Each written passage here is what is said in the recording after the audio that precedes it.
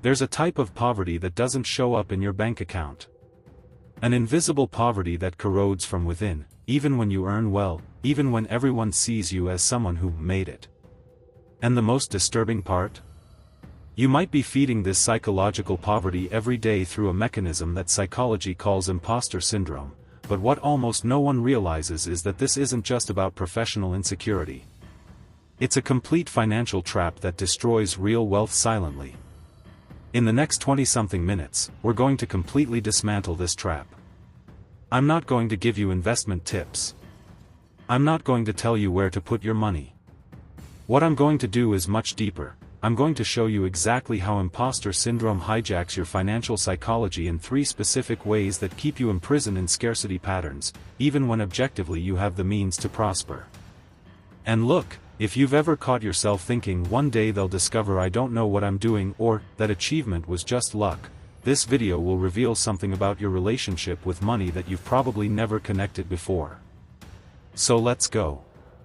First, we need to understand what imposter syndrome really is, because the popular definition oversimplifies it too much.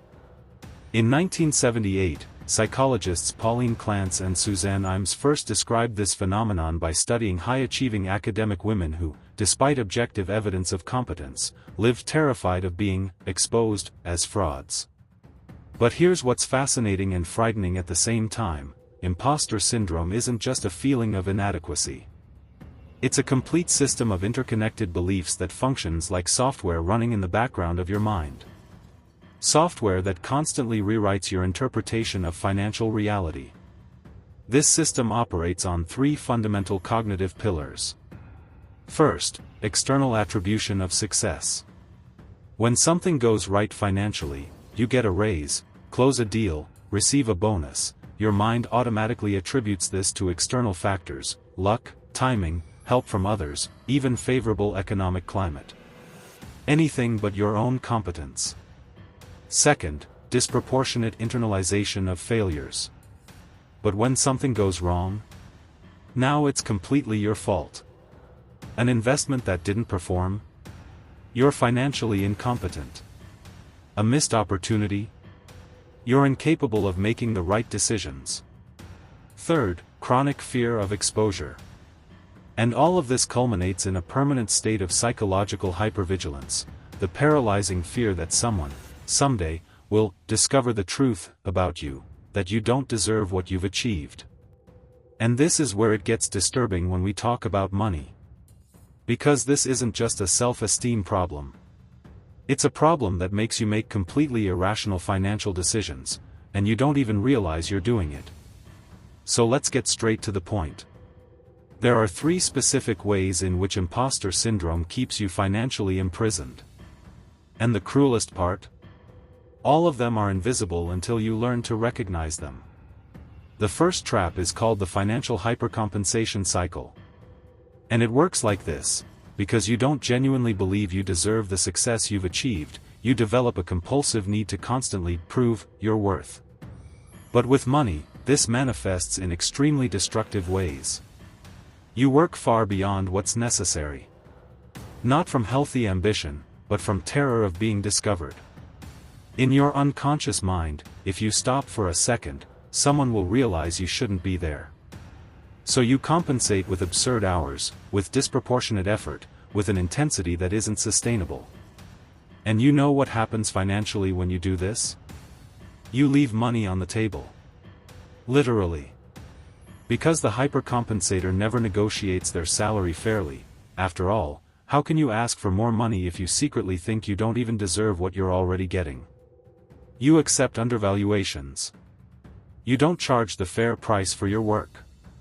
You give preventive discounts before anyone even asks. But there's a second side of this coin that's even more insidious. Some people with imposter syndrome develop what I call performative spending. They spend money not to satisfy real needs, but to build a facade that convinces others, and themselves, that they belong at that economic level. You buy the car that people at your level have. You rent the apartment that professionals in your field live in. You wear the clothes, frequent the places, take the trips that function as visual evidence that you're not a fraud. But inside, you're being crushed by a cost of living artificially inflated by your psychological insecurity. Imagine a corporate lawyer earning $25,000 a month. Objectively, she's extremely competent, graduated from a top university, consistently promoted, respected by colleagues. But she carries this internal voice that says, you only got here because you were lucky, because you had connections, because you were in the right place. So she spends $22,000 a month maintaining a lifestyle that proves she belongs in that world. She doesn't save. She doesn't invest. Because unconsciously, she believes that money isn't really hers, it's just a temporary loan that will be revoked when they discover who she really is. And this leads me directly to the second trap, which is even more subtle. The second trap is called financial decisional paralysis. And it's born from a very specific cognitive distortion. When you suffer from imposter syndrome, you don't trust your own judgment capabilities. You've internalized the belief that your decisions aren't reliable. And with money? This becomes a prison sentence.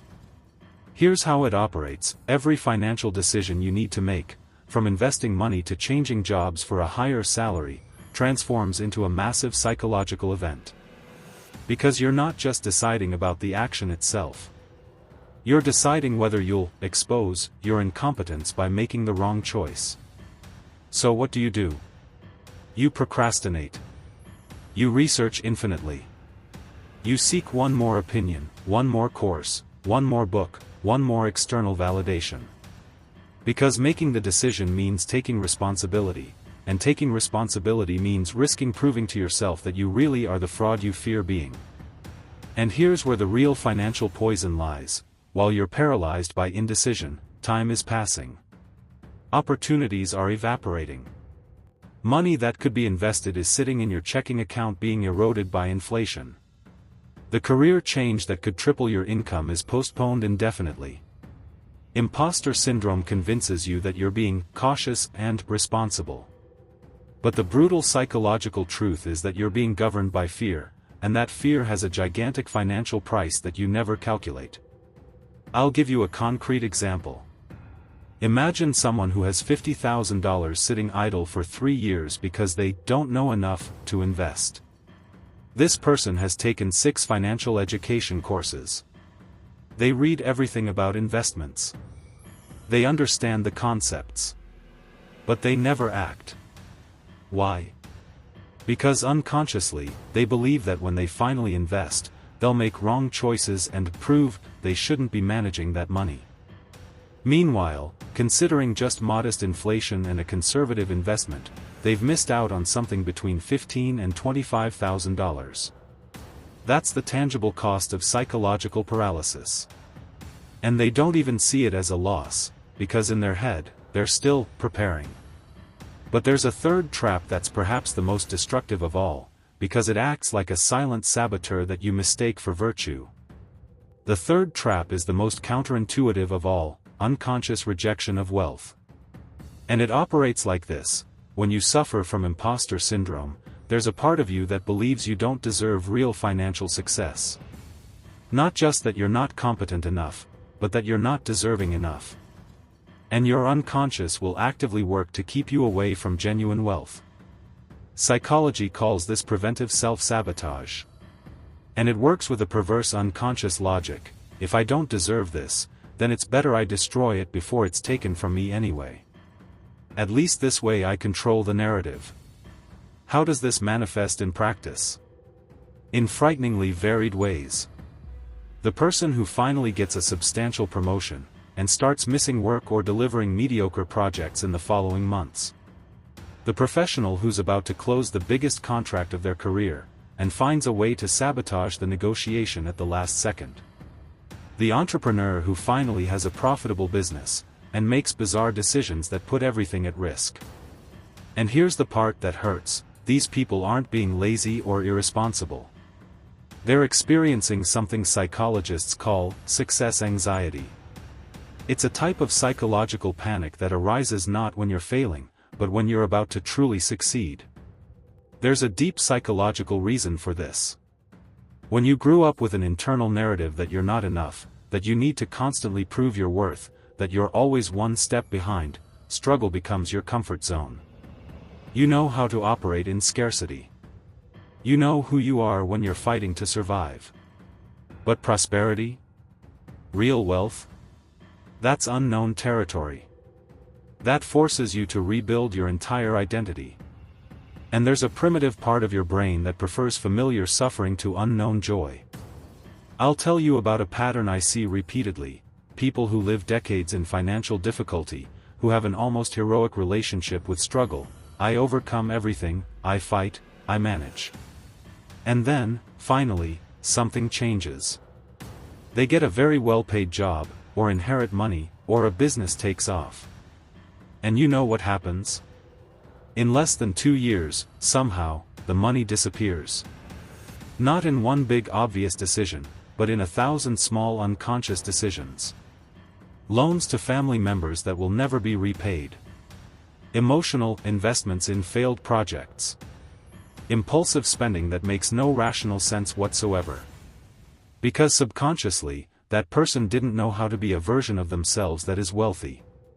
Their identity was tied to struggle. So the unconscious recreated the conditions that were psychologically familiar: scarcity. And this leads us to the crucial point of this video. Because now that you understand how these traps work, the obvious question is, how the hell do you get out of them? And the answer isn't what you're expecting. I'm going to be completely honest with you: there's no quick cure for imposter syndrome. There's no 3-step mental hack that will solve this. Because we're not talking about a simple habit, we're talking about deep psychological structures that were built over years, sometimes decades. But there is liberation. And it starts with something that will seem counterintuitive. The first principle of psychological liberation is what I call radical acceptance of ambiguity. And here's the fundamental insight: you will never be absolutely certain that you deserve your success. Never. Because that certainty you're seeking? It doesn't exist. Not for you, not for anyone. Think with me: what's the objective metric of deservingness? How many hours worked? How much accumulated suffering? How much acquired knowledge? The uncomfortable truth is there's no universal ruler that measures whether you deserve to be where you are. That ruler is an invention of your mind seeking security in a fundamentally uncertain world. So liberation begins when you stop seeking that impossible certainty and start operating from a different premise: I am here. I have these opportunities. I will act with integrity and do the best I can, and that's all the legitimacy I need. In financial practice, this means the following: you stop conditioning your financial decisions on the feeling of deservingness. You negotiate your salary not because you deserve it, but because that's the market rate for your work. You invest your money not because you've proved something, but because that's the rational decision for your goals. You completely separate action from emotion. And this is revolutionary, because for the first time you're making financial decisions based on logic and strategy, not emotional therapy disguised as money management. The second principle is recalibrating your attribution system. Remember those cognitive pillars I mentioned at the beginning? External attribution of success, disproportionate internalization of failure. We need to consciously hack this system.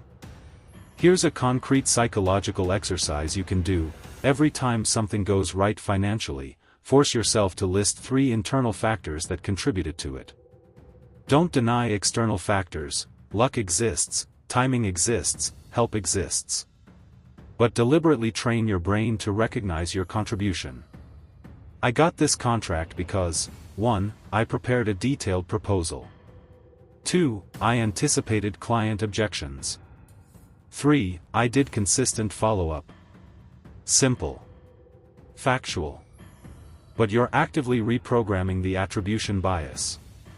And the reverse: when something goes wrong financially, force yourself to list 3 external factors that contributed. Again, don't deny your responsibility, but you balance the equation. This investment didn't perform because 1. The market entered an unexpected crisis. 2. There was asymmetric information I didn't have access to. 3. The sector suffered unpredictable regulatory change. And look, this will feel artificial at first. It will feel like you're lying to yourself. But here's what you need to understand: the distorted version you carry is what's artificial. You're just correcting the instrument's calibration. There's a second technique that's brutally effective: keep an evidence file. It's literally a document, can be digital, can be a notebook, where you record objective evidence of competence and contribution. Emails from clients thanking you for your work. Quantifiable results from projects you led. Complex problems you solved. It's not a gratitude journal or generic self-help, it's a factual dossier that directly confronts the narrative of incompetence your mind tries to build. And when imposter syndrome attacks you with the voice of, "You don't know what you're doing," you don't argue with it. You open the file and let the facts speak. The third principle is the deepest and, honestly, the most liberating: building an identity based on values rather than achievements.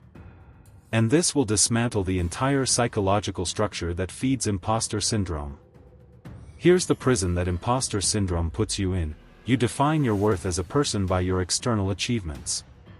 Your salary, your position, your wealth, your recognition. And since these things are always unstable and comparative, you live in constant terror of losing them, because losing them would mean losing your value as a human being. But what if your worth wasn't tied to any achievement? What if your worth was defined by your values: courage, integrity, generosity, creativity, justice, whatever is authentic to you?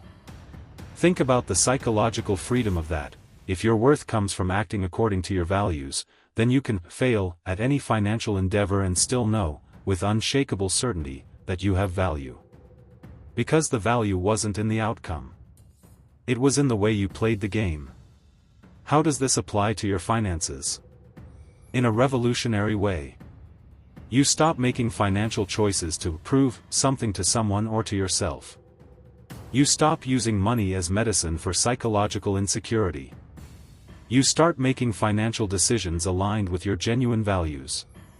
You want to build wealth not to prove you're not a fraud, but because the value of a providence is important to you. You want to provide for your family, have security, create freedom. You choose your career not for the prestige that will validate your insecure ego, but for alignment with the value of contribution, or creativity, or autonomy. And when you operate from this foundation, imposter syndrome loses its power. Because you no longer need to be the best or the most qualified or the most successful. You just need to be faithful to your values. And that, paradoxically, frees you to perform at your maximum potential, because you're no longer fighting against yourself. That's the difference between someone imprisoned by imposter syndrome and someone who's freed themselves from it. The imprisoned lives asking, "Do I deserve this?" The liberated lives asking, "Is this aligned with who I choose to be?" One question paralyzes you. The other moves you. So let's close this circle. Let's return to that initial question: how does imposter syndrome keep you poor even if you're successful? The answer should now be clear: it keeps you poor not necessarily in monetary terms, you might even have a high salary, but in terms of psychological freedom, fulfillment, building genuine and sustainable wealth. You're poor in peace of mind because you live in constant terror of being discovered. You're poor in opportunities because decisional paralysis prevents you from acting. You're poor in growth because you preventively sabotage your own success. And you're poor in purpose because all your financial energy is being wasted proving something that can never be proven. And here's the final truth, the truth that everyone with imposter syndrome needs to eventually confront: you will never feel like you deserve it. Never. That sensation of, "Now I've finally proved it," that you're seeking? It doesn't come. Because imposter syndrome moves the goalposts every time you get close. So liberation doesn't come from finally proving your worth. Liberation comes from giving up needing to prove it. It comes from acting despite uncertainty, not after it. It comes from building real wealth based on strategy and values, not emotional therapy. And when you make this shift, When you stop using money as a tool for psychological validation and start using it as a tool for intentional construction, then you're no longer playing the game of the poor mind. You're playing a completely different game, a game where you've already won, because you defined the terms of what victory means to you. Look, this video was dense. And it was dense purposefully. Because imposter syndrome isn't a superficial issue that's resolved with positive affirmations or positive thinking. It's a complex psychological structure that requires deep understanding and conscious work to dismantle. So just to recap what we covered, imposter syndrome imprisons you financially through 3 specific traps: hypercompensation that makes you undervalue your work and spend performatively, decisional paralysis that prevents you from acting, and unconscious rejection of wealth that makes you sabotage your own success. And liberation comes from 3 principles: radically accepting the ambiguity of deservingness, consciously recalibrating your attribution system, and building an identity based on values instead of achievements. If this video made sense to you, if you saw yourself in these descriptions, leave a like. Not to help the channel, honestly, that's secondary, but as a personal marker for yourself. As a commitment that you recognize these patterns and will start working on them. And if you know someone who struggles with this, a friend who earns well but lives in financial anxiety, a family member who constantly sabotages their own success, share this video. Because sometimes the most valuable thing we can offer someone is vocabulary to understand what's happening inside their own head. And in upcoming videos here at Mind Economy, we'll continue unraveling these intersections between deep psychology and financial behavior. Because that's this channel's mission, not to teach you where to put your money, but to help you understand why you do what you do with it. The next video will be about something equally disturbing: how childhood traumas with money create financial scripts that you repeat for decades without even realizing it. It'll be heavy, it'll be revealing, and it'll change how you see every financial decision you make. Until then, take care. And remember, you don't need to have all the answers. You just need to be willing to ask the right questions.